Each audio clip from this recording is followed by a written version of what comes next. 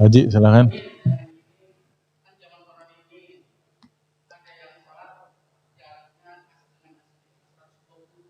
Senti. Iya. Oh, saat-saat ini. Iya. Sebelahnya lagi 120 cm lagi. Iya, di sini ada khilaf ulama ya. Khilaf ulama yang berkepanjangan dan jadi perselisihan dan polemik ya. Di masa yang katanya ini masa pandemi katanya.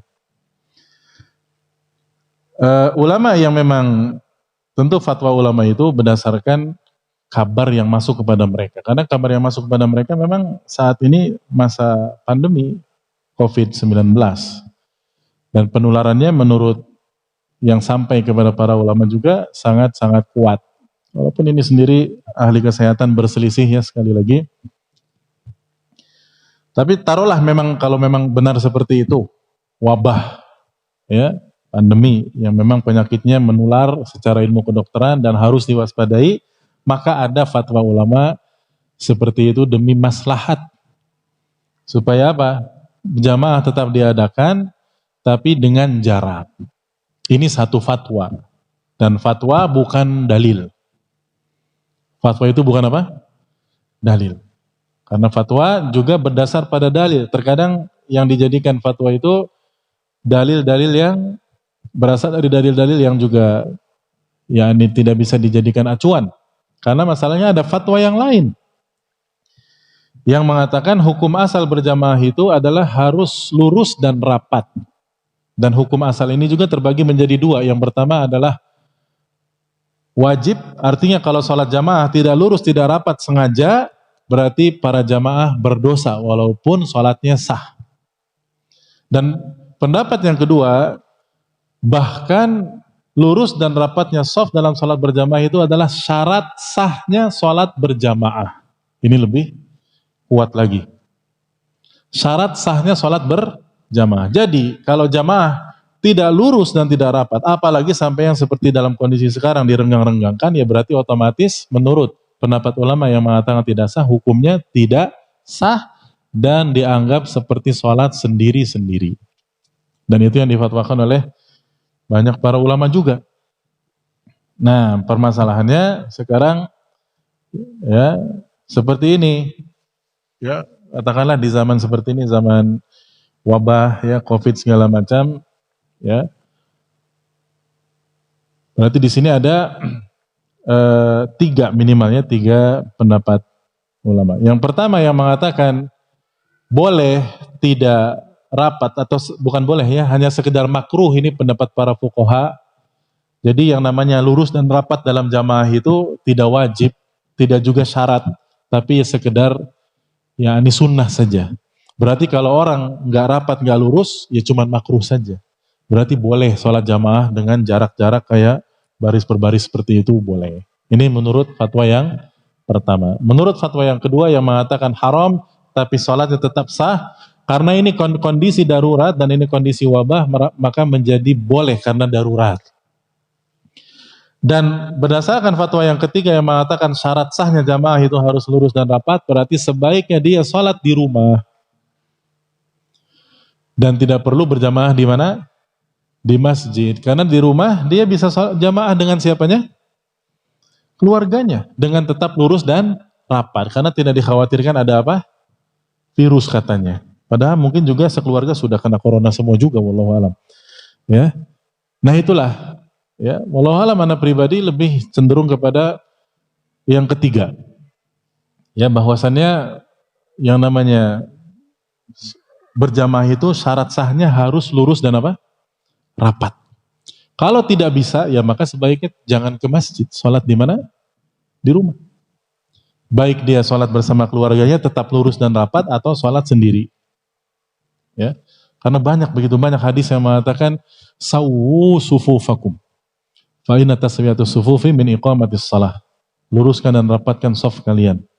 Karena lurus dan rapatnya shaf adalah tegaknya sholat berjamaah. Ditambah lagi ada lafadz yang lain. La tusawwunna sufufakum. Ya. Au la yukhalifannallahu baina qulubikum. Atau kama qala sallallahu alaihi wasallam.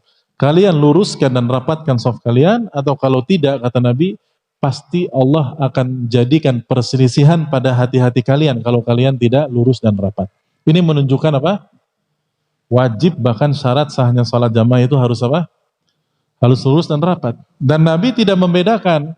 Apakah Nabi mengatakan sawu sufufakum, luruskan rapatkan shaf kalau kalian pada sehat semua. Tapi kalau kalian ada yang penyakitan menular lalu boleh direnggang-renggangkan, kan Nabi tidak memperinci seperti itu. Nabi katakan sawu suhufakum, dan di situ ada juga sahabat yang bahkan sakit sambil dipegang bahunya oleh sahabat-sahabat yang di samping-sampingnya. Ini menunjukkan bahwasannya salat jamaah itu wajib apa? Lurus dan rapat. Iya. Bukan lurus saja. Karena kalau lurus saja seperti tentara, seperti ABRI itu lurus, tapi pada rapat tidak. Ya. Ya, jadi seperti itu. Ya, apalagi bisa dipastikan kalau jamaah yang ada di sholat tersebut semuanya pada sehat, atau istilah sekarang itu pada negatif. Ya. Negatif dari apa maksudnya? Dari COVID. Ya. Ya sudah. Apa yang membuat dia tidak jamaah di masjid? Sementara dia apa? Sehat. Ya. Apa coba? Tidak sholat jamaah di masjid, tidak jumatan, tidak sehat walafiat dia. Dan di kampung yang di situ orang juga belum diketahui, ya ini apakah memang ada yang terkena atau tidak. Jadi tetap wajib sholat di mana? Di masjid. Mangga. Ya.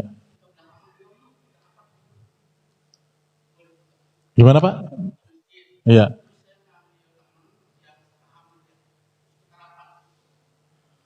Oh,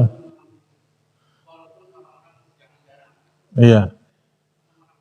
Karena tahu sudah mengenal sunnah juga begitu ya. Rapatnya sama satu jamaah saja. Oh iya, ya enggak apa-apa. Semoga menjadi contoh bagi yang lain. Kalau yang lainnya tidak mau diapakan, tidak mau rapat-rapat, ya kita yang sudah ngerti yang rapat. Ya. Walaupun sekali lagi sebaiknya ya kita berusaha menasehati habis sholat atau kapan lah waktunya terserah. Kalau sholat lupa ya rapat. Karena Nabi mengatakan sawu sufufakum wa tarasu dalam riwayat. Hadis Anas menjelaskan kunna yulziqu ba'duna ila qadami ba'd. Ya, bahwasannya kami tempelkan kaki kami dengan kaki yang ada di sebelah kami. Nah itu penjelasan dari Anas bin Malik radhiyallahu anhu tentang masalah sawu sufu fakum. Jadi kalau kitanya bisa menasihati dan ada waktu, dan sekiranya kita melihat juga ya orang ini kalau dinasihati menerima, ya kita beri masukan, beri nasihat. Jangan salah dalam praktek sholatnya. Ada sebagian ikhwan, nah ini anak muda juga ya. Dia langsung praktekkan sunnah ya, dia sholat jamaah Masya Allah rapat. Orang tuanya kan makin apa? Orang tua awam itu minggir lagi. Anak muda ini makin apa? Makin mentang. Oh jadinya mentang kayak mau split begitu ya. Akhirnya saking sewotnya orang tua ini akhirnya duk gitu ya.